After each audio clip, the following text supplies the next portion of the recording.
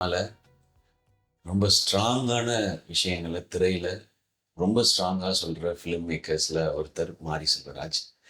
ஆஹ் நான் நிறைய மேடைகளில் சொன்ன மாதிரி மாரி செல்வராஜ் வந்து எனக்கு ரொம்ப வருடங்களுக்கு முன்பாக கிரிக்கெட் ஆடும்போதுலேருந்து பழக்கம்.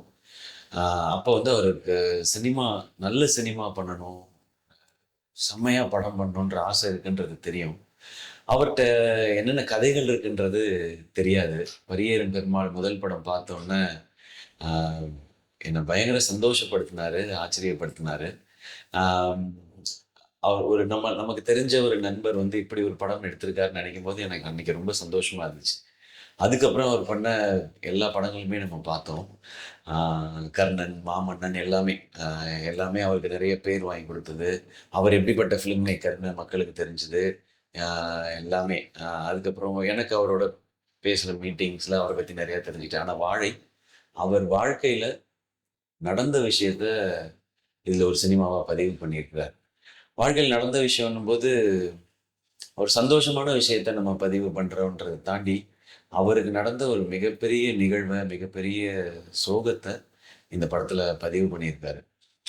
எப்போவுமே எளிய மக்களோட வலிய, வேதனைய, கண்ணீரை, சந்தோஷத்தை, சிரிப்பை அவங்க வாழ்வியலை பதிவு பண்ணும்போது அந்த சினிமாவே ரொம்ப அழகாயிடுது.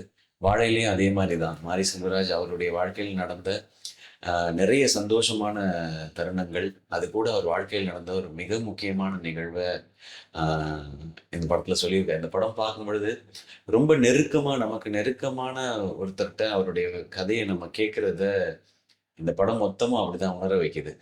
இந்த படத்தோட விஷுவலா இருக்கட்டும், மியூசிக்கா இருக்கட்டும், நடித்தவங்களா இருக்கட்டும், எல்லாருமே வந்து நமக்கு ரொம்ப க்ளோஸா வந்து இந்த கதையை நமக்கு வந்து உணர வைக்கிறாங்க.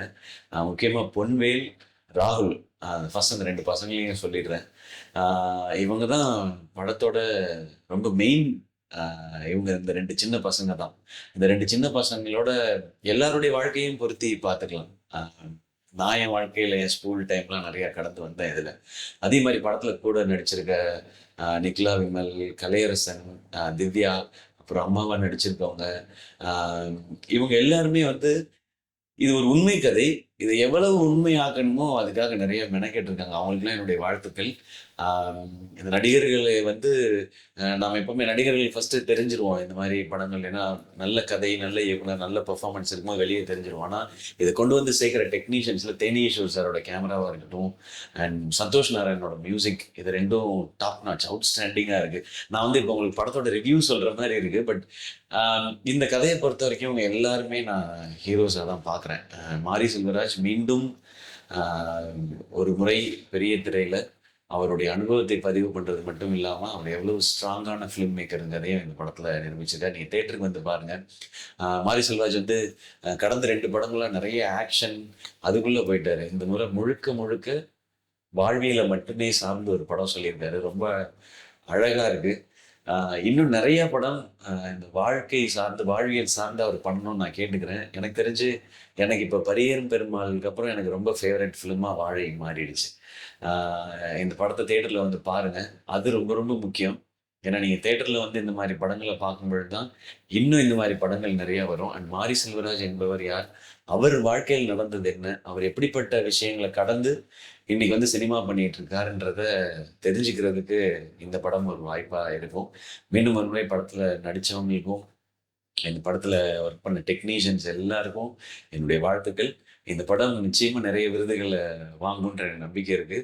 அதுல நடிச்ச பசங்களுக்கு ஆஹ், அவங்களுக்கு கண்டிப்பா விருது இருக்குன்றது மட்டும் எனக்கு ஷியூரா சொல்ல முடியுது.